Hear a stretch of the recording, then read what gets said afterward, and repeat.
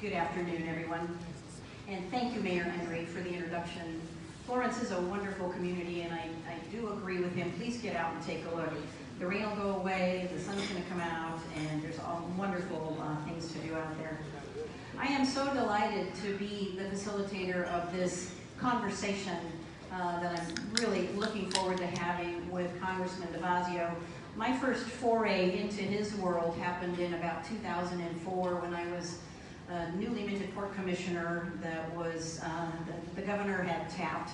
And I went back to Washington, D.C. and started hearing about something called the Harbor Maintenance Trust Fund. And as a port commissioner, was learning a great deal about infrastructure around jetties, waterways, and dredging. And I want to open this conversation starting with ports because I think it's something that the Congressman and I hold near and dear and know as coastal communities. They're just essential, existential to the economy of the coast. So I'm going to start out with just open the door for you, Congressman.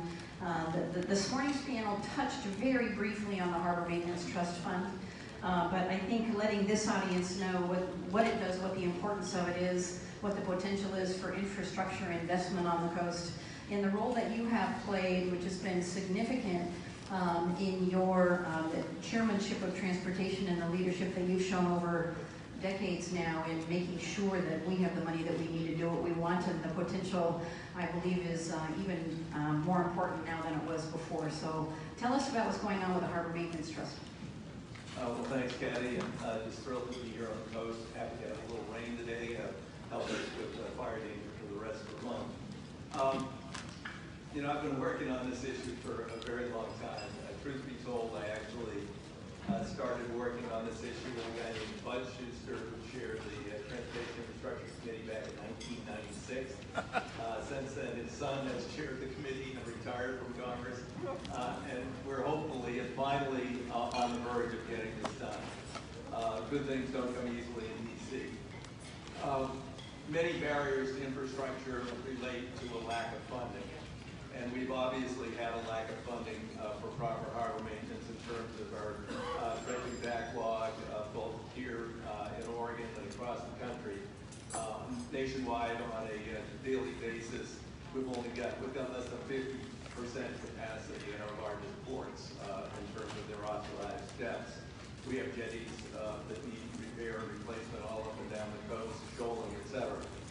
Now, the fact is that we have the money, but it's not being spent, which is unusual in Washington, D.C. There's a minuscule tax on the value of every imported goods that comes into the United States in a container through a port. And that money totals about $1.8 billion a year. It's a tax instituted in the Reagan era as a user fee to better maintain our ports and be competitive as a maritime nation in the world economy. But for decades, Congress has been underspending that and putting money over in the Treasury and not spending it while our ports are lacking in the resources they need. Now, for years, I would get reports dredged by earmarking, that is, designating funding for each and every one of my individual ports. Then, when the Republicans took over in 2011, they banned earmarking. A couple of years later, I got a provision in the Water Resources Development Act to have a small and emerging harbor set-aside, which has, again, got the federal government back into dredging our ports. But it's still not enough. So the bottom line is we need more. And all we have to do is unlock the Harbor Maintenance Trust Fund to get there. So there is about $9.6 billion sitting in the Treasury that hasn't been spent on harbors. I've been trying since I started with Bud Schuster back in '96, but most recently I got amendments on the Water Resources Development Act in the last two bills that passed the Congress to unlock the Harbor Maintenance Trust Fund, but Speaker Paul Ryan personally intervened and had my provisions taken out of the bill before it came to the floor of the House.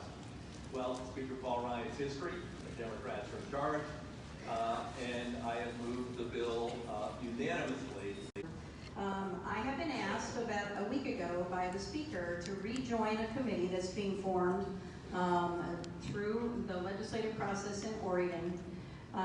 It's a Senate and House bicameral bipartisan committee that will begin meeting with the Washington legislative delegation led by Senator Cleveland to reopen those conversations. Washington has opened an office and committed resources to that. We are talking right now in the state of Oregon about committing about $9 million to our process to start to get an office open to begin those conversations again. Could you talk to us a little bit about, in your capacity, what the potential may be for replacing this ancient piece of infrastructure across the Columbia and the role that you may be able to play in that? Well, I'm actually meeting with some folks from the Oregon Transportation Commission and ODOT tomorrow to talk about this very issue. There are a couple of issues that led to the failure of the first attempt. These bridges need to be replaced. They will not withstand an earthquake, for sure. And they are, they're over capacity. If you've ever driven there, they're old design bridges. And there was unfortunately, the way this was approached was, we said, well, we've got to replace the bridges, and let's put engineers on it. And so they came up with a proposal to try and solve every present and future traffic problem through 20 miles of North Portland and up into Vancouver, including replacing the bridges. And they weren't given a budget or anything else, and they just came up with this fabulous, we're going to solve everything now or for the future. And when they first came in to see me about it, they said, well, we're going to go for the Columbia River, and it's going to cost $4 billion. And I said, $4 billion to cross the Columbia River? I was a subcommittee chair at that point. I had just taken my subcommittee to Europe because they've got much more modern infrastructure than we do, and had just seen this fabulous bridge in Millau, France, which across the gorge that's about 6 kilometers wide, and at some points the bridge is 1,000 feet off the ground. And it costs $800 million. I said, how the hell can they do that for $800 million and it costs $4 billion to go over the Columbia River? Well, it's fair. So that was one problem. There was opposition in Vancouver to light rail to go across the river. And then somehow some people forgot that you have to navigate the river. And the Coast Guard comes in right near the end before the project was killed and said, the bridge isn't high enough. We've got this guy who builds drilling rigs and platforms, and he can't get under it. And everybody's like, oh, yeah, wow. So, okay, it failed. We still need to replace the bridges. We've got to make another run at it. I had secured, along with Patty Murray, we had secured $700 million federal dollars for that project, which would have paid for the light rail portion. But again, there was opposition on the other side of the river, the light rail. I'm not sure that issue has been resolved yet, but I fully support approaching it again. I want to approach it in a cost-effective and innovative way. We may want to do a lift bridge because it takes up less ground space and you can lift. And you don't have to lift it very often. The largest bridge that I'm aware of that's been built in the United States in the last 10 years is just south of Washington, D.C. I don't know if they've ever lifted it, but it's at one point 8 lines, I think might even be 10 lanes wide with the turnoff lanes and everything else. And it's a lift bridge. And again, because they didn't want to have a huge ground footprint, they wanted to minimize all that impact. So I think we've got to approach it with an open mind and a new slate, and hopefully we can get it done this time. Thank you, Peter. We're being called into service now, so we'll look forward to ongoing conversations, and hopefully we can move this project along in a timely manner. Let's switch gears a little bit and talk about the future of transportation. We have had a lot of conversation in the state of Oregon over the last 15 years. In fact, we piloted a program called Orgo that was designed by a gentleman at ODOT named Jim Whitty, who's retired now, but his legacy lives on, about how infrastructure as gas taxes decrease because vehicles get more efficient. We started a program that allows people to opt in if they choose to and pay a road user fee instead of paying gas tax. It's very innovative. It's been going on for quite some time with limited use, but continues to get increased attention. The other issue that Oregon has done that is incredibly innovative is how we share responsibility for paying for our infrastructure between passenger vehicles, who pay a gas tax, and our trucks, our freight providers, who pay a weight mile fee. So they pay by the weight of the truck and they pay by the miles they drive. So they're actually paying for the use of the roadway.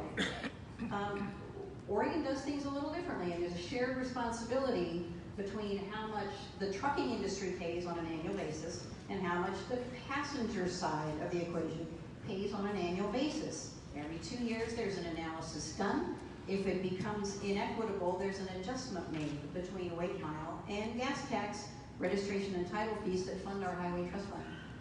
And I'm interested to hear your thoughts about the future of how we're going to fund transportation infrastructure, taking all those things into consideration. Where are we headed, Congressman? Well, in the short term, federally, I think we're still dependent upon user fees, gas, diesel taxes, major portions of the industry, American Trucking Association, independent truck drivers, AAA, many of the states and others have said, no, look, short term, we don't have an alternative. It's got to be gasoline, diesel based. I propose that we just index the gas and diesel tax. Hasn't been raised in Washington since 1993. Cap the annual increase at 1.5 cents a gallon, so no one's afraid of losing their election, and bond $500 billion. That would get us through another decade. But at the end of that decade, and during that decade, we've got to transition to vehicle miles traveled as we have a higher and higher penetration of non-fossil fuel vehicles on the road, which we also have to incorporate into a service transportation bill. We've got to fund an electric backbone for this country so that we can begin that conversion and move quickly away from fossil fuels and transportation. That's short-term. Long-term, vehicle miles traveled. Oregon did break ground with that. In the last service transportation bill, we included federal funds, which a number of states and regions have access to develop other models of vehicle miles traveled or other alternative ways of raising funds for transportation. We don't have the results of all of it. Those projects are all ongoing. But we should see some good results before we do the next bill. I'd like to do in the next service bill, which is due October 1st, 2020, a national pilot program for a VMT, vehicle miles traveled, that would be optional, that people could opt in and they would get rebated their equivalent of the federal gas tax. But secondly, the weight mile tax. When I was first in Congress, the trucking industry kept making a run on repealing our weight mile tax, the National Trucking Association and others. I beat them a number of times, and then finally they gave up. And now they recognize that actually, if looking at the alternatives, because the alternatives being proposed by these right-wing think tanks people is, we're just going to toll everything everywhere. In fact, Heritage says that after you pull out of your driveway, you should start paying tolls. So the trucking industry is like, my God, we can't have like a proliferation of tolls and different rules all across the country. So actually, I have had some tentative and early discussions with them, and the American Trucking Association actually brought up and came to no conclusion at their last national conference the idea of a weight mile tax nationally. But in return, I would say, okay, if we move to a weight mile tax, we can do away with the huge excise tax on new trucks to help people buy new, more efficient trucks or electric trucks in the future. We can do away with the tax on truck tires. We can do away with a whole bunch of pesky things that are stupid, and instead we'll just pay by the burden you put on the system. And I'm in the early stages of these discussions, but Oregon really paved the way there. And I think there's now more and growing recognition that this would be a way to deal with this problem nationally. You know, nationally, you have 47,000 bridges on the national highway system that need to be repaired. substantially or replaced. Oregon has about 400 bridges that qualify for the National Highway System recognition. And we've got to figure out a way to pay for that. And the burdens vary. You drive over it in your light vehicle, you're not stressing that bridge very much. You go over that in your fully loaded semi or your overweight semi, which we allow in Oregon, you're putting a heck of a stress on it, and the bridge is wearing out. So we've got to figure out ways to pay for that, and I think weight mile is hopefully the way of the future. Thank you.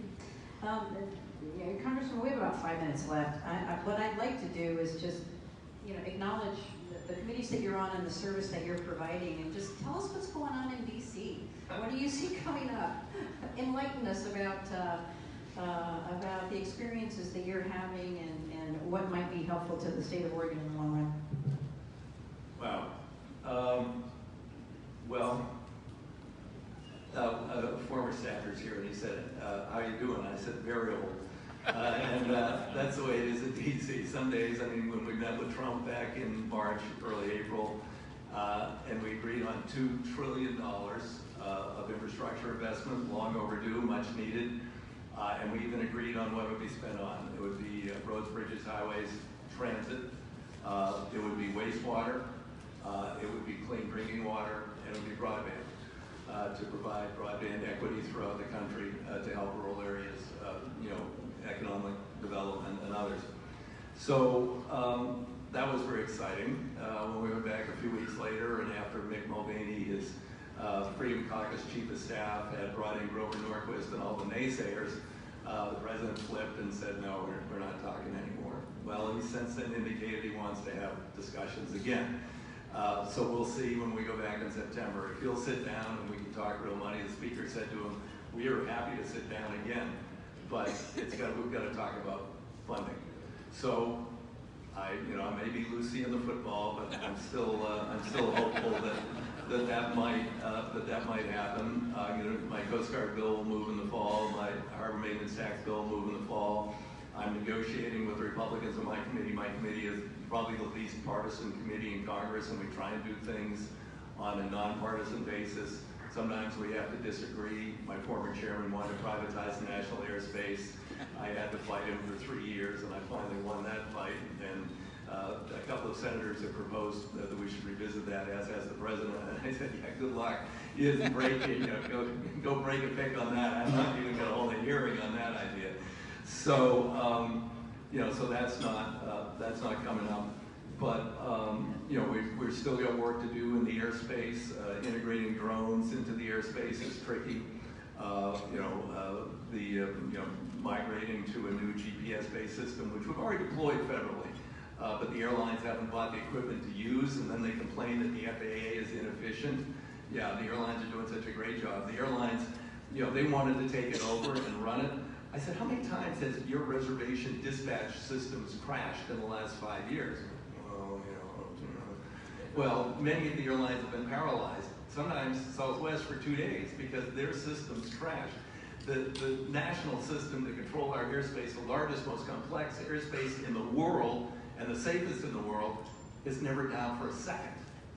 Never down for a second. We lose some regional stuff when a contractor sabotaged the Chicago, but we had national assets to back that up. So there's work to be done. There. We're going to be debating, a whole host of other issues. We've got to get through the appropriations process. We've got an agreement on budget caps, but we have to get the appropriations done by October 1st. Mulvaney would like to shut down the government. I think Trump is getting advice from other people that he shouldn't listen to Mulvaney, and shut down the government won't be good for his re-election. So hopefully we're not going to go through that stupidity again. And so, I expect it won't be boring. I suspect not. A couple of quick things. Do you want to update us on Shake Alert? Shake Alert, yeah. Look, I got some federal money a number of years ago, and we just got another little tranche of federal money, but we need state partnership. This is critical. I visited Japan, I guess it's 2 years ago now, and they had already had a much more advanced system for early warning for earthquakes than we do. Everything is, they have a lot of things that are automated. Elevators shut down, the trains shut down, everything when they get an alert. And they were also looking to detect tsunamis, but they didn't do deep ocean detection. They did near ocean detection. Their last earthquake was deep ocean, far out. They estimated the size of the tsunami.